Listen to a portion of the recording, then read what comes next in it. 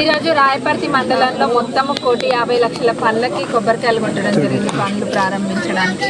మరి ఇవన్నీ కూడా SDF ఫండ్ నుంచి పెట్టినాము. మరి అన్ని పనులు కూడా తొందరగా పూర్తిగా చేయాలని ఇక్కడ అందరికీ కూడా చెప్పినాము. దానికి వాళ్ళందరూ కూడా మంచిగానే స్పందించారు. తప్పకుండా అదే విధంగా ఇస్తామని. మరి ఇంకా వేరే పనులు ఏమైనా ఉన్నా కానీ అన్నీ కూడా మనకి ఇట్లా ఇప్పుడు ఏం ఫండ్ వస్తే దాన్ని చూసుకుంటే ప్రియారిటీ వైజ్ పెట్టుకుంటాం.